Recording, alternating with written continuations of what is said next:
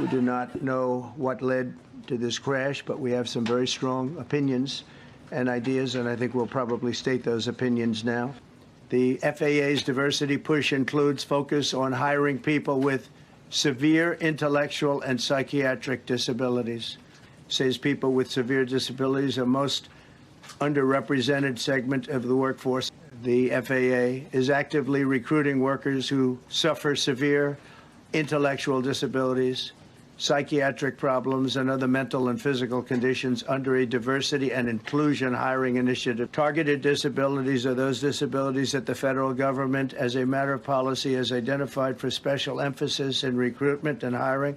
The FAA's website states they include hearing, vision, missing extremities, partial paralysis, complete paralysis, epilepsy, severe intellectual disability, psychiatric disability, and dwarfism, but will restore faith in American air travel. I'll have more to say about that. I changed the Obama standards from very mediocre at best to extraordinary.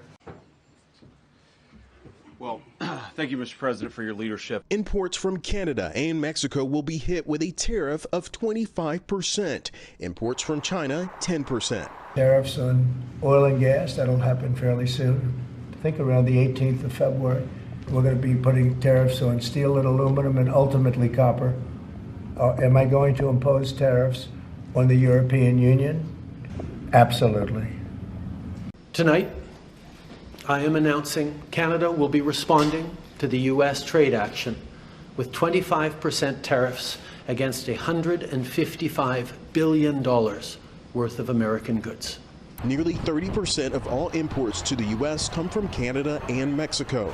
Experts say prepare for sticker shock on everything from Mexican tequila and avocados to Canadian-supplied car parts, energy, and lumber. Experts say American families could pay $830 more on average this year with those tariffs in place, with higher prices for fresh produce, alcohol, clothes, electronics, cars, and more.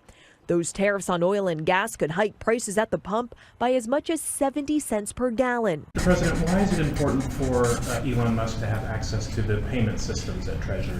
Well, he's got access only to letting people go that he thinks are no good if we agree with him, and it's only if we agree with him. Elon can't do and won't do anything without our approval, and we'll give him the approval where appropriate. Where not appropriate, we won't. Where we think there's a conflict or there's a problem, we won't let him go near it. It does appear that Elon Musk, even though he's not an official member of the government, doesn't have an actual, formal role in the government, does now have access to this payment system.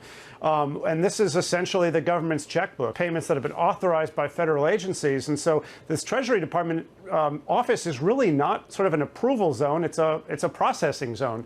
President Trump directed his corrupt billionaire friend, Elon Musk, to ransack a critical agency of the U.S. government. Musk and his band of unelected acolytes at DOJ have locked out USAID employees from their offices, improperly accessed highly classified information, purged the agency of its nonpartisan leadership. President Trump says he wants to build a new detention facility at Guantanamo Bay, capable of holding up to 30,000 illegal migrants. He says the military jail, located in Cuba, would, in his words, detain the worst criminal illegal aliens threatening the American people. That's where Guantanamo Bay comes in. It was a notorious prison housing terrorist suspects with numerous allegations of abuse, even torture. Now it's in this base that President Trump says illegal immigrants arrested in America will be sent. Today I'm also signing an executive order to instruct the Departments of Defense and Homeland Security to begin preparing the 30,000-person migrant facility at Guantanamo Bay. Most people don't even know about it. We have 30,000 beds in Guantanamo to detain the worst criminal illegal aliens threatening the American people. Some of them are so bad we don't even trust the countries to hold them because we don't want them coming back, so we're going to send them out to Guantanamo. This will double our capacity immediately, right? And tough. That's a tough place to get out of.